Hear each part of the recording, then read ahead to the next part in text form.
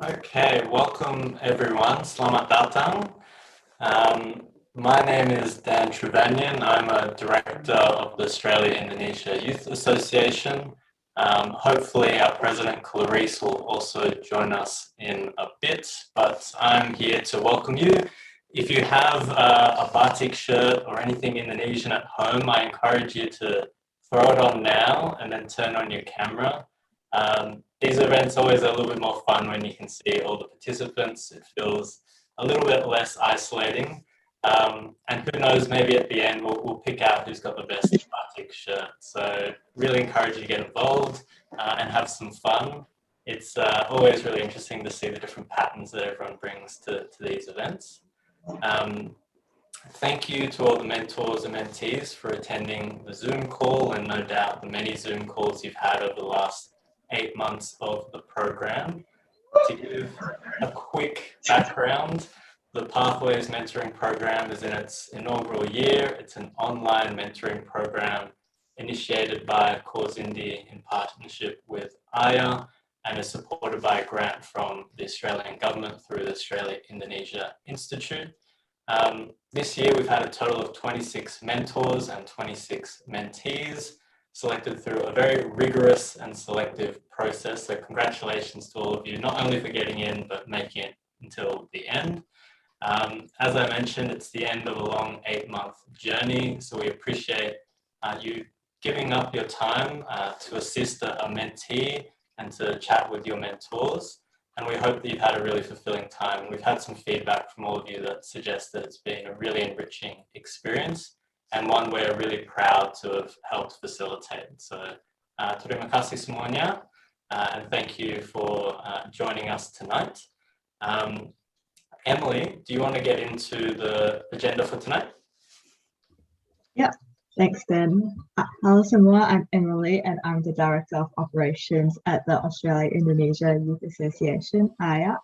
So I'm just going to be talking a little bit about today's event. So today's event will be divided into 3 parts. The first part, which is the main bit, will be a panel, which will go for 45 minutes. And then we will have a short Kahoot activity, followed by a reflection session. For the panel, we will be chatting about careers in the Aus-Indo Space, and all of our speakers are CAUSINDY alumni and part of the Pathways mentors. So today's topic of careers is chosen as it corresponds to the last theme of Pathways program, which is also in the mentoring pack, and it is discussed in the materials which has been circulated to mentors and mentees. Our speakers for today are John. So John is a Senior Energy Policy Advisor at Jemena. We also have Leah, who is an Associate Researcher at the Institute for Sustainable Earth and Resources at UI. Our moderator is Rino, and he is the Politics and Government Outreach Associate Manager at Facebook, Asia Pacific. So I'll get the moderator, Rino, to just briefly introduce himself, and then we can launch into the panel. But before that, I'd just like to mention that participants, or anyone really, if you have a question, feel free to write them in the Zoom chat or on the YouTube chat. We are live on YouTube right now, so that's really exciting. Otherwise, you can turn the video on when Reno indicates. So right now, I'll just pass it on to Reno. Yep. Hello, everyone. Thanks, Dan. Thanks, Sam, for opening the sessions. This is a milestone for every single one of us. Congratulations on your 8 months journey. And we definitely hope this is the start of a good relationship instead of a farewell call, right? And today with us, we have John and Leah, who will be very, very kind and sharing to you all about opportunity in the Australia-Indonesia space. But first of all, for those of you who haven't met me yet, my name is Reno. I'm a director for partnerships in CAUSINDY. I was also, well, I'm an alumnus of CAUSINDY, also a mentor, and on my daily activities, I work full-time as public politics and government outreach manager for Facebook Asia Pacific. So yeah, quite interesting plate that I have to juggle here, but I'm sure John and Leah also have a very interesting insights and experience for all of you here. And frankly, we have around 30 minutes, right, to get the most out of John and Leah. So without further ado, I want to ask John and Leah first. Probably to John first. You are on top of my screen. Hi, John. How are you? Hi, Reno. Really nice to meet you. Yeah, really nice to Good meet to be here. I'm really glad to be here. Yeah. Thank you for being here. So I want to, before we go to the core of the discussion later, how has the experience has been for you in the last 8 months in the mentorship program? Do you find it valuable? And are you going to continue the relationship that you built with your mentee? Please, yeah, John. absolutely. So my mentee is Alberto Salan, and he's a young graduate of a mining program in living in Kupang in West Timor. Yeah, it's been a real pleasure to get to know him, and I really look forward to seeing his next steps and what he can do over the length of his career. And yeah, we've had the monthly calls, but I really look forward to seeing what he does over the fullness of his career. And yeah, my hope is that yeah, I can be a person that he checks in with over his entire career. Hope so. You know, I certainly have mentors have been really important in my career, and there are certainly people that, every 2 or 3 years, it's not super regular, but every time I think about changing jobs or something, I'll reach out to them, or if I have some personal career issue I need to work through, or even a personal issue. Yeah, there's some really important mentors. So yeah, I'm happy to be that person for Ato as well through his career. Glad to hear that, John. Leah, hope you have the same experience, but would you mind sharing with us your experience in the last 8 months with your mentor, and anything that you probably learned from your mentorship program in the last 8 months, right? Yeah, thank you very much for inviting me, as well as to ask me as well to become a mentor. I actually learned a lot about myself as well, because I have to kind of expected to give some advice, and I was like never really thought about it like from the other point of view. So I ended up thinking about yeah, maybe when I was their age, I should have been thinking like that, but at that time I didn't understand it. And then it's kind of like a reflection as well from mindset. So I definitely learned a lot from that process. And the mentorship we had, I think, was more of Angie is here. Hi, from the first mentorship, yeah. And I kind of see them, see myself in them as well. Was really inspiring to me, and then I was really wanting to help them find a path you know, from my mistake, though sometimes, you know, each person's journey is different, they have different interests and different people that they meet that, you know, can end up in getting a job or changing career, etc. But at least the journey of, you know, finding ourselves, finding confidence in career and finding like the true objective that can be aligned into our career as well. I think hopefully they also learn, but I definitely learned. So thank you so much for asking me to be the mentor as well. Not a mentor, maybe like a buddy to discuss. Curhat, what's English? What's the English words for curhat? Can't be translated.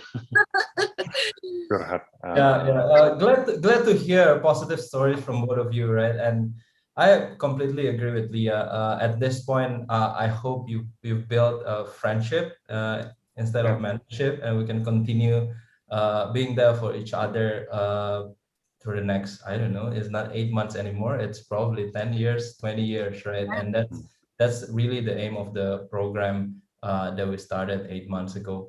But for all of you who just joined, we have John and Leah here who will be sharing with us shortly their tips and tricks on getting a career or building a career in the Australia and Indonesia space.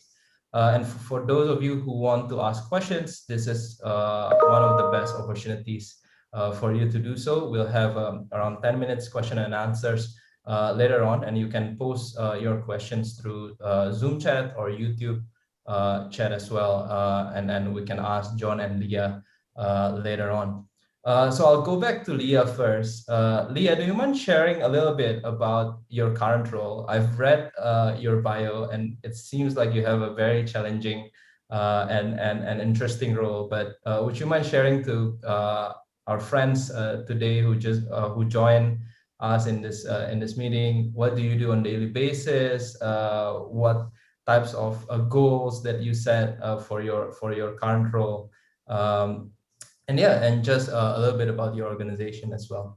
Yeah, thank you so much. So currently my home office, kind of, even though there I'm part-time, is in Universitas Indonesia in the Institute for Sustainable Earth and Resources, or ISER, which, you know, now in collaboration with Griffith University, Australia, in Queensland. So my role is to manage research collaboration on climate change and sustainable developments between Australia, Indonesia, and also trying to engage with the Asia Pacific nations and ASEAN lately. So my role is to connect people, convene researchers, of course, because we are a research collaboration, but also try to engage government in both countries because we want to advance the principle of science to policy, because there are a lot of research that maybe, you know, it's very useful, but it's a bit hard to be translated into policies.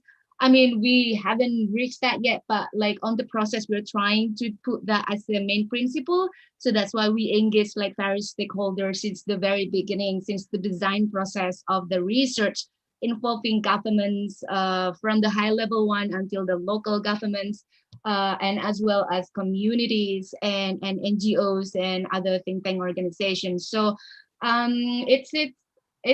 it's challenging, especially now in the virtual era, because a lot of our research kind of like, you know, you have to go to the island, or, you know, to check the sea level rise, or go to the forest to talk with the community. So a lot of that aspect now is kind of being held off, but we're trying to survive with that through, like, you know, using the local communities or local facilitators to get the data, and then talk with our connections with local governments, especially the dinas. Can everyone still hear me now? It seems like the connection is not very stable right now. All right, I'll go to you, John. John, I'll go to you shortly, but this is an interesting point from Leah, and I feel like you're in the sort of in the middle of a very important topic between Indonesia and Australia, right?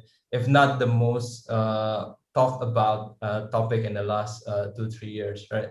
And my question to you is, did you plan to be in this sector? Did you plan to be working in the Australia and Indonesia space, especially with your specific issues? And if you did plan, when did you realize that that you wanted to work in this sector? Okay, this is still for me. Yeah, sorry, I was like, yes. So yeah, I didn't plan it, but when I was young, girl, 2008. In 2008, I joined AIYA, Australia-Indonesia Youth Exchange Program. And that's where the first time I heard someone that is not a climate scientist working for climate change, which is, you know, my own, the one of the, well, two of the AIYA participants from Australia are working in that area. And I was like, so there's actually an opportunity for me because my background is marketing and communication and business. But since, well, because my parents want me to do that. So at that time, but then I realized that I really want to work on the environment, climate change space. And then when I was there, I learned from the host family, the Australian host family, that, you know, they at that time, they drove hybrid car already, and they separate the waste into like 5 bins. Well, in Indonesia, people just like throw bins in the river, you know what? So that really makes me want to work in that area. I didn't know what that is at that time. Maybe the most that I can do at that time is like, you know, working for the corporations that have good CSR program, because, you know, in business school, you get this lessons. But then I got offer from multinational companies like before even I graduated, but I felt like at that time that it wasn't for me. So I kept doing other things, you know, doing trainings, etc. And then, you know, I lived abroad for a while and then come back to Jakarta, working for education because that's the offer that came to me. So haven't got any chance yet. But then when I did my master while I was working in Jakarta in the London School of Public Relations, Jakarta, because someone else told me that I need to, you know, take public relations study because they think that I'm good at it. But, you know, I really wanted to work on that. So my thesis was about climate change communication, which like at that time, no one knows about that in my uni. So it's really hard for me to get the supervisor and then to get all the data. But from that, because I really care about the issue and I would like to have a career on it, I just like contacting people, emailing like a lot of people, you know, using my status as a student, because I think it's a weapon as well, you know, hey, you better answer to my email because I'm doing this research, yeah.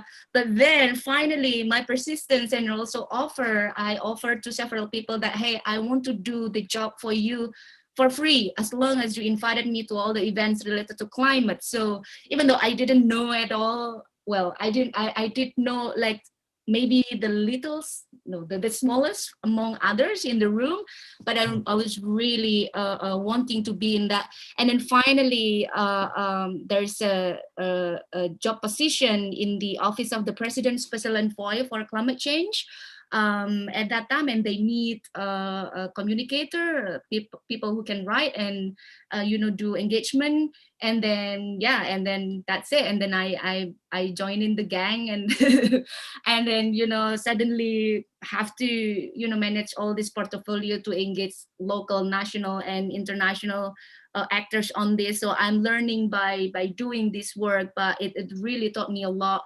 And there was a time where I was like feeling uncomfortable because of I don't have any like climate science background, where everyone else is from IPB, from, you know, IPB and all those things, and I'm learning marketing, you know. And so like I'm talking to these people with, you know, sometimes like, oh, can they like speak in plain English so that I can understand? Because if I don't understand, what about the people that we are about to reach to communicate this issue? And then so finally, you know, I kind of see my role in that area is trying to kind of translate that, you know, complex policies, complex science into something that can be digestible, and then, you know, trying to share it with some of our targeted audience that might not have that, knowledge and sufficient information for that. So finally, I feel more comfortable in that area, and so for me, maybe the point is that whatever the background is, if you really care about the issue, in the end, you can finally, have the space and the positioning for your career, for yourself, the contribution for the area that you care about. Yeah. Thanks, Leah. That's very interesting, and I feel like the many points, important points that can be useful for all of us. But one of it is for me is actually don't be afraid to knock on doors, right? And it's also important to build your network early. And it's good that you are in, all of us are in AIYA or CAUSINDY network. This could be the start of your career. And I'll go to John now. John, you are a senior policy advisor in Gemini. Would you mind sharing with us what's your daily responsibilities, also the challenges that you're facing as senior policy advisor, right? We know that you advise many stakeholders from private companies, government, probably NGOs as well. How do you deal with all these different, if I may say, characteristics, right? That you have to understand each and every single one of them, especially if you're working in the Australia-Indonesia space. You need to understand both country stakeholders. Feel free, John. That's true. So to be clear, I don't currently work. Currently, my job has nothing to do with Indonesia whatsoever. But in some ways, that's there are reasons for me pursuing this job as well. So I currently work for an Australian energy business called Gemini. We own gas transmission and distribution, and also electricity distribution all around Australia. And I work on policy. So my job is to understand different policy changes that might occur in Australia, and or in the different states, and try and work with a bunch of different people to if we're both shouting at each other in the media, or shouting at the government and saying, no, you should pick my side, or and the other people are saying you should pick my side, maybe the government will pick one of us and the other one's going to be really unhappy. But actually, we tend to get a much better outcome if we go away together and be like, look, what can we agree on? And we find a common position, and then we go together, the government, and say, look, here is a problem. Here is a solution we've worked on together. How do we... So in fact, my job in that way is quite similar to Leah's. I spend a lot of time reading sort of scientific, and I come from that background myself. I'm an economist by background, and my previous jobs in Indonesia, and in fact, so my most recent job in Indonesia, and I left in 2016, I think, or was it 2017? 2016. Was working on a DFAT-funded project providing economic policy advice to the Indonesian government on infrastructure. And so I would crunch I would run my spreadsheets and work with my team and do our economic analysis and hand our research to the Indonesian government. And sometimes things would happen, it would be great, and some other times things just wouldn't happen. And like, what's wrong? My economic analysis was perfect.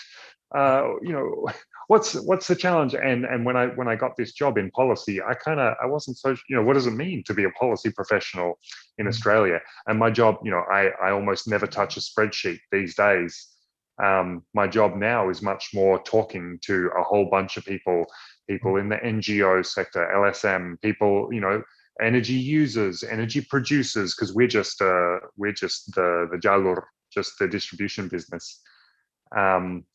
And someone says it's a dream job without spreadsheets. I quite like spreadsheets. I don't know about you guys, but a nice mix. But yeah, my job now is to take the people the analysis of the people who have crunched the spreadsheets, and actually turn it into something that's going to be useful for people. And actually, I think in some ways my job in Indonesia almost doesn't yet exist in the same way that it does. Like, what looking back now, what could I have done better that would have driven the policy change? It would have been to go and speak to a bunch of people, you know, go speak to the NGOs, go speak to infrastructure users. But like, is the Indonesian government ready to actually engage like that? Like, may actually, and things have probably changed in the last couple of years. Maybe now they are ready, but certainly at the time when I was working there, they weren't really that interested in listening to a wide range of stakeholders.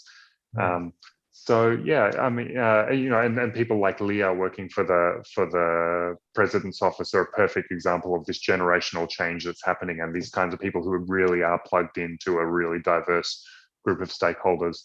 But I mean, also reflecting on Leah's comments, you know, I was just, you know, one thing I come really to believe in strongly is the value of diversity, and we absolutely need marketing people in the climate change space. We need people who can communicate. That's the, you know, the science is absolutely not debatable, but the scientists can't communicate the scale of the problem in the same way that, you know, when I was an economist crunching my spreadsheets, I had my analysis, but where was the barrier? The barrier was in the communication and in developing a message that can be adopted and used by people. And so, yeah, I mean, if you find yourself passionate about a particular topic, you don't need to be a climate scientist or an economist or whatever. But if you have those skills, I mean, though we need the climate scientists and we need the economists, if that's what you like to do, then do that. But really, you know, my job in mentoring Ato is not to turn Ato into John. You know, I want Ato to be the best Ato he can be. And whatever skill he has, like, allow that to grow and to flourish. And then that's the highest value he can be. You know, the best value, the best person you can be is the best Rino you can be, the best Leah you can be. And that's definitely different to the best John I can be.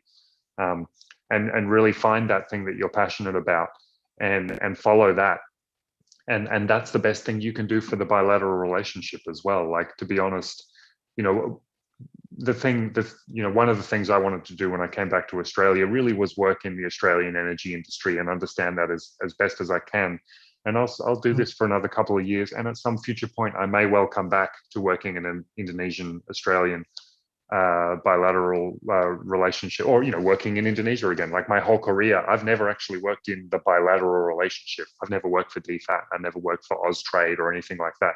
I worked for EY in Indonesia, or, you know, Indonesian businesses, or Indonesian policy advisor, not in the bilateral relationship, but I'm still an Australian working in Indonesia. So in that way, I feel like I'm promoting the bilateral relationship.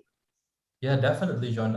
And I feel like that's been the aim of this program, right? To help the mentees and also the mentors as well to develop to our best, right? So we learn from each other. And thanks for sharing your role.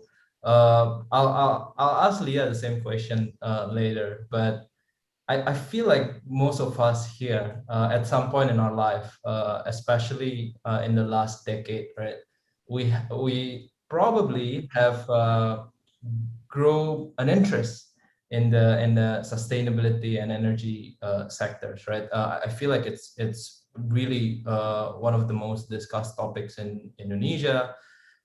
Probably not as ready as Australia, as you said, John, but we're starting to talk about it, right? And in Australia, it's one of the key issues. But this issue is really complex, right? And there is no clear path on getting a career or building a career in the energy and sustainability sectors. It's not meaning like to undermine the other sectors, but I feel like the other sectors have been established for a longer time. So if you want to go as economist or as a finance analyst, there's a wide range of companies waiting for you, right? So can you give tips for all of the participants here who still want to be involved in the sustainability or the energy sectors? What do they have to prepare? What are the required skills that they need to have, especially if they want to pursue a career similar to your path, right, as policy advisor or as a researcher, later from Leah. So I'll go to John first. Sure. I mean, you know, I would encourage people. I mean, there's a lot of people on this call, and I'm sure not all of them necessarily want to work in the energy industry, but even, you know, I haven't worked. This is my first job in the pure energy industry. Previously, I was an infrastructure economist.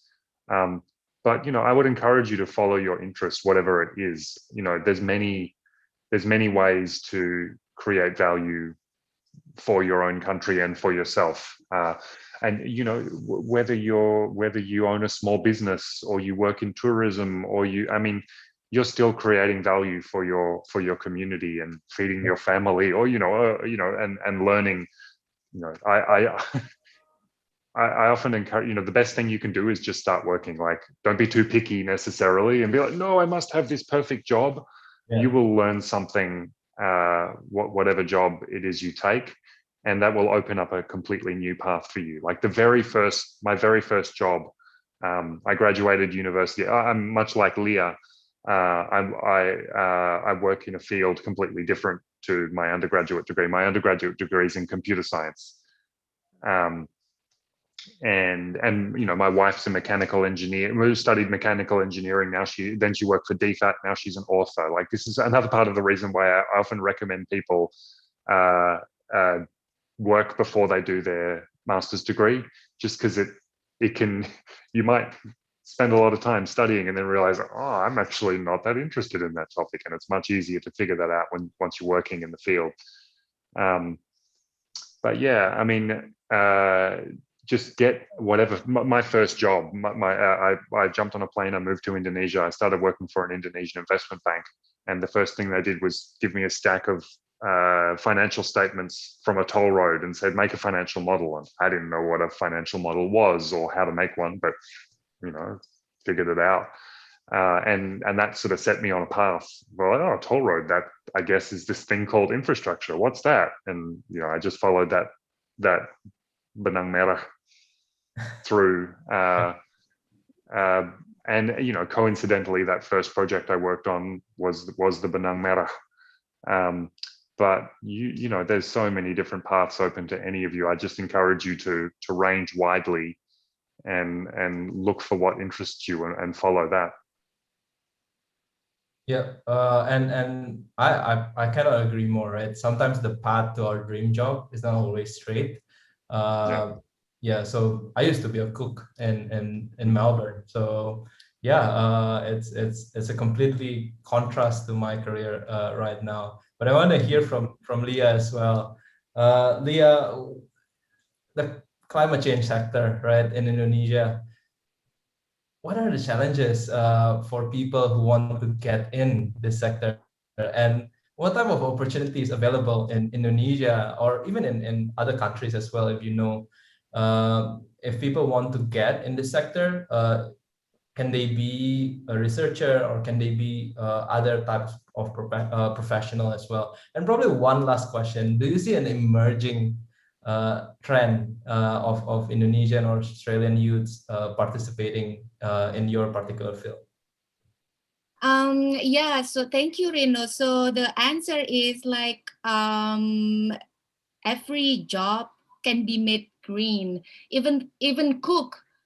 You know, Yeah. I mean, food sectors is one of, you know, the highest emitting sector in the world. And so if, you know, we have an army of like cooks who really care about sustainability, eat locals, reduce meat consumption, for example, and then, you know, substitute it with a more sustainable options, we really need that. In fact, you know, for the last 2 months, I've been working with, including Anggi as well, actually, my mentee here.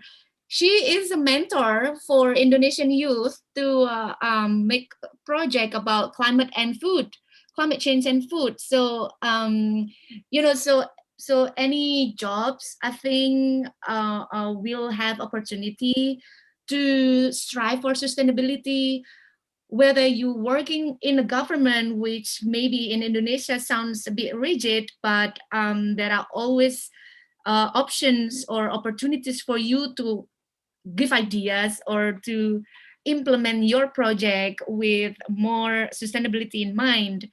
Even, we need poets as well, or musicians that can write climate songs, because it hasn't been effective, our communication. We just need all those YouTubers and musicians and filmmakers, writers, in all sectors, even though in the mining sectors or coal sectors, if they also have that awareness, because in climate, I think we also need to be conducting just transition.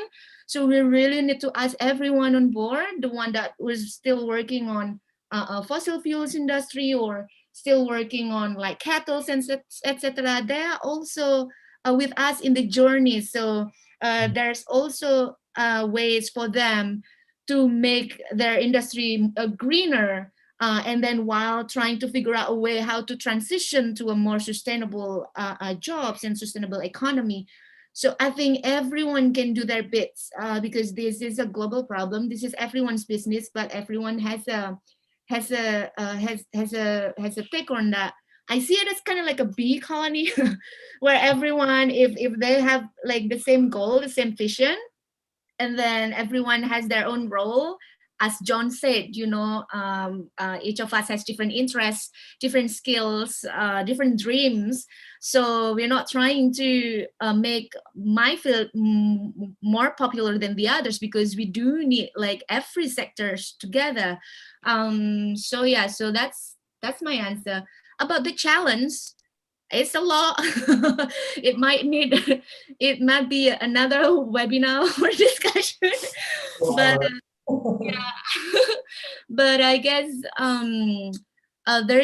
there's I want to talk about opportunities. There are a lot of opportunities, especially if we are because we are now Indonesia, Australia. There are a lot of opportunities to strengthen our collaboration, because we are neighbors, and then we have some of the same problems. We rely too much on coal. We have fires, forest fires, both of us. There are a lot of Australian scientists who are doing research about Indonesia. And then there are a lot of Indonesian scientists, policymakers studied in Australia.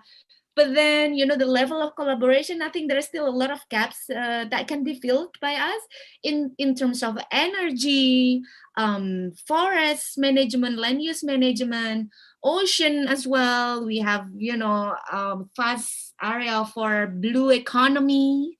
There are a lot of that, in fisheries, tourism, etc. So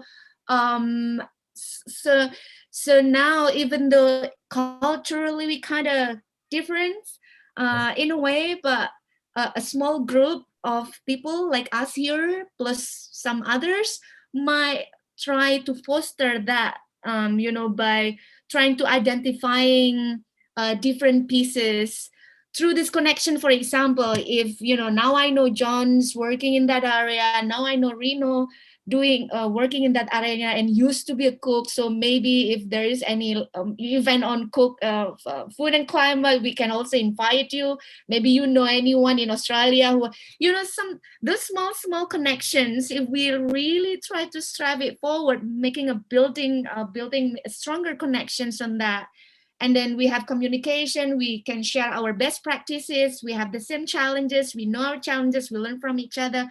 I guess we can strive that forward, because it's for me it's a pity that we I think we could do more in terms of Australia-Indonesia's partnership collaboration in any way to strive for sustainability, or other sectors, for example. But yeah, other sectors now is moving towards sustainability. So yeah, so we can be that movers, small group of people who are moving this agenda forward.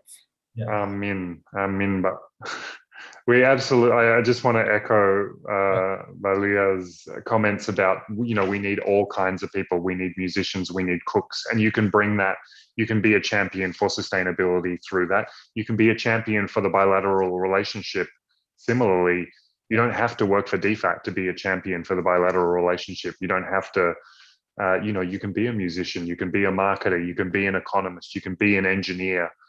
And you know, I love Mbalia's point. You can be you can work for sustainability in the coal sector. I work in sustainability for a gas business, or a business that has a whole lot of gas along other things. And yeah, I you know, I like to think I'm definitely an agent of change and a driver for climate change adaptation and Australia's and the world's energy transition. Yeah, so we need people throughout the sector, in all sectors, in all roles. Whatever it is you're passionate about, energy transition, gender equality, social justice, designing really good coal mines, whatever it is, if you follow that, that's the best thing you can do. Yeah, I completely agree with you both, right?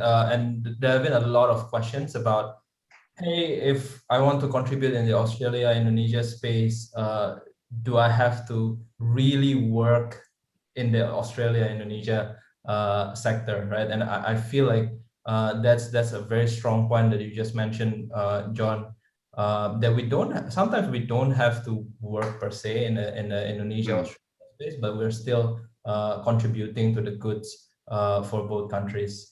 Exactly.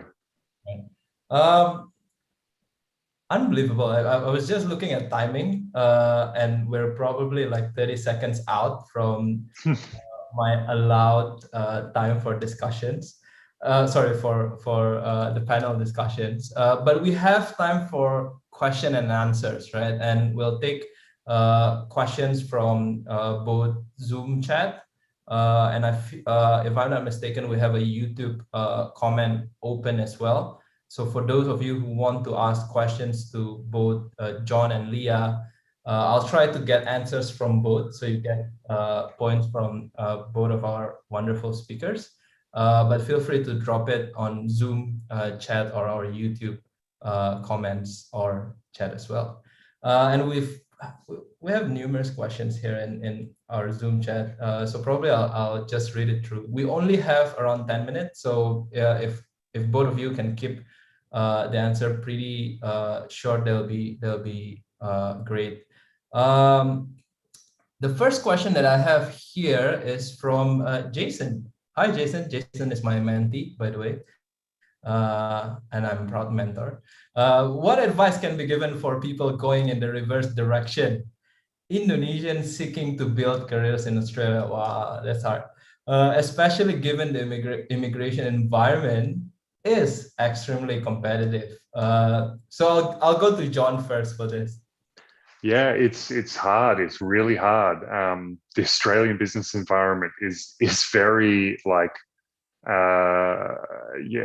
it's very parochial. Like it looks very you know, pengalaman luar gak dianggap gitu. It's like actually I was speaking to a colleague I used to work with at EY who, you know, he's worked at EY for a bunch of years in Indonesia. He worked at big international investment banks, international firms. He's got a degree from the London School of Economics, and he's trying to get a job back in Australia. And they keep looking at his Australian high school diploma and being like, "Oh, you got good marks in high school." He's like, "I worked for 10 years."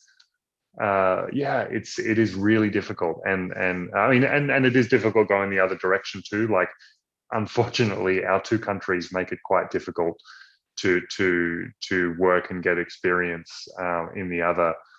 I mean, it can be good, like if you get a scholarship and, you know, you do a master's degree or a PhD or something, it can be a great way to get in country and start learning. I mean, yeah, when I was looking to make the transition from Indonesia back to Australia, I had, I think, a much easier challenge than you would have as an Indonesian trying to make that jump. But it was hard for me too, and I just had to jump on the plane and get back here and get meeting people and applying once here. But I don't think there's a shortcut. You just have to really work at it, network as much as you can. And yeah, try and get in country if that's an option for you, but it's hard. Like, don't expect, if you're finding it difficult, that's because it is.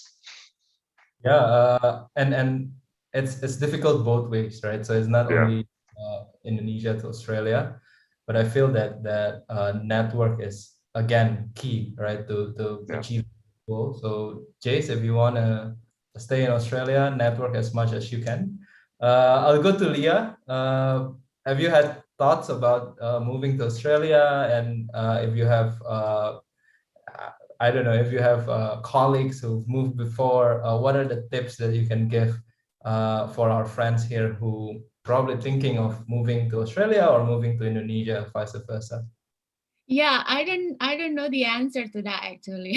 So like how to, yeah, but there I had an option because I'm now hired by Griffith University, yeah, so they the grant is from them. So I have an opportunity to do PhD there while keep working on the research collaboration. But because of like the research interest, it was a bit hard for me to find the match. They're more into either type of research. So yeah, so right now, even though I really love Brisbane, I've been there many times, and I love the people there, and then working with them for this because they've been so long establishing the connection with Indonesia. But yeah, currently I haven't accepted that offer yet, so I don't know what's the process, and I don't think I have someone who is Indonesian working there. So sorry, I don't have I don't have the answer for that. Yeah, that's no problem. And really, I feel like I don't have the answers as well, right? I haven't moved to Australia. Who knows in the future? But a lot of my friends have.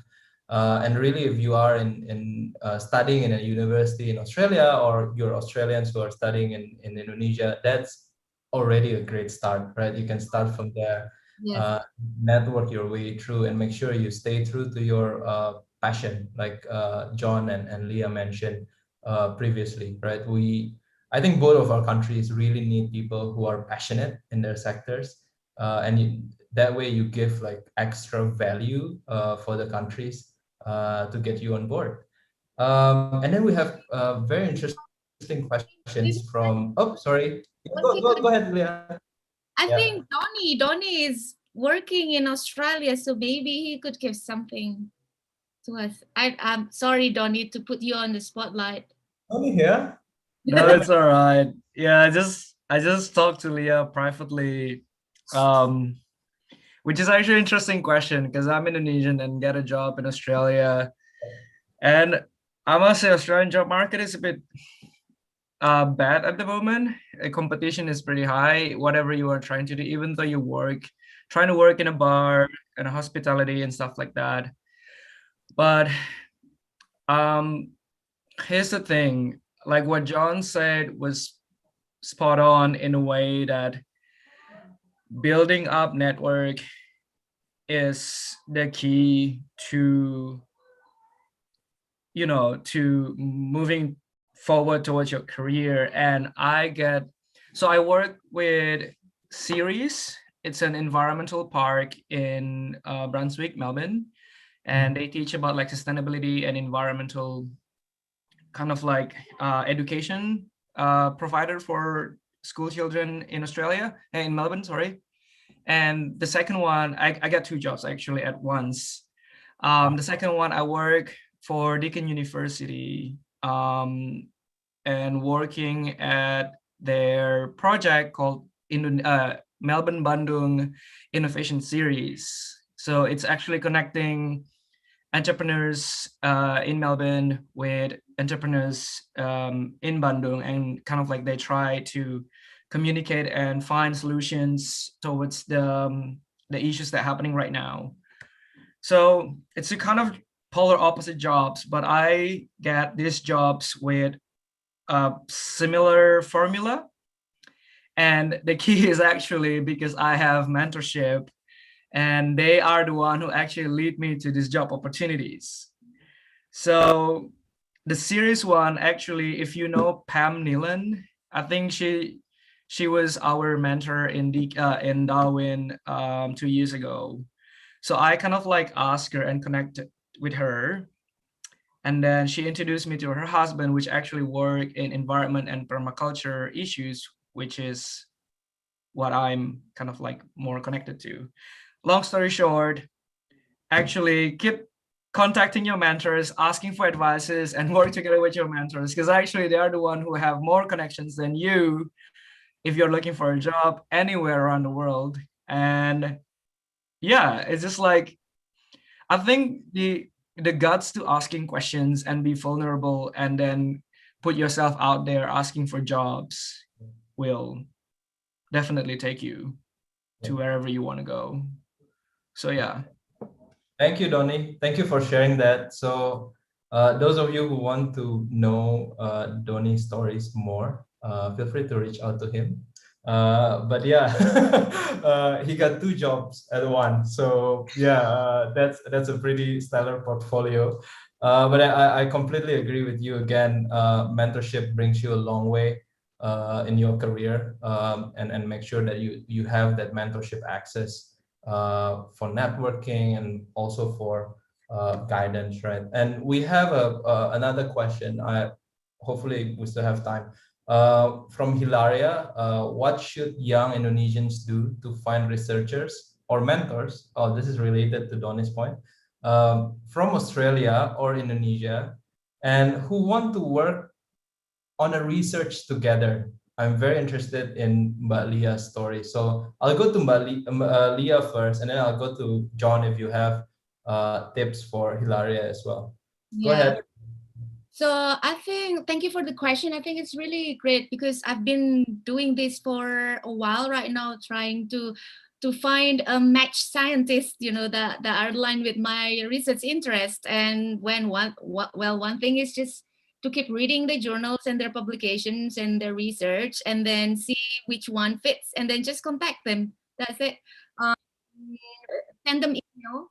All these researchers are really happy to work with someone who also have the same interest or maybe different point of view, but can reach the same goal.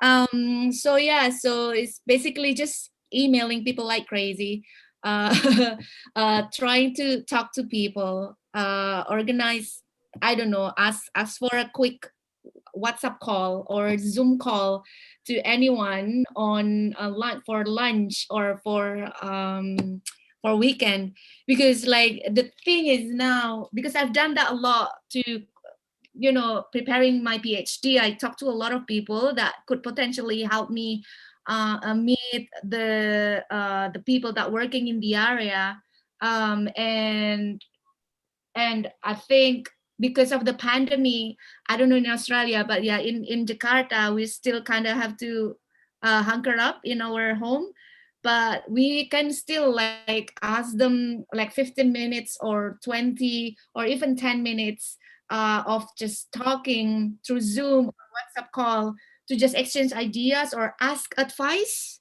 People love to be asked advice. So when you ask them, you reach out to them, hey, can I have like 10 minutes, 15 minutes, 20 minutes of your time?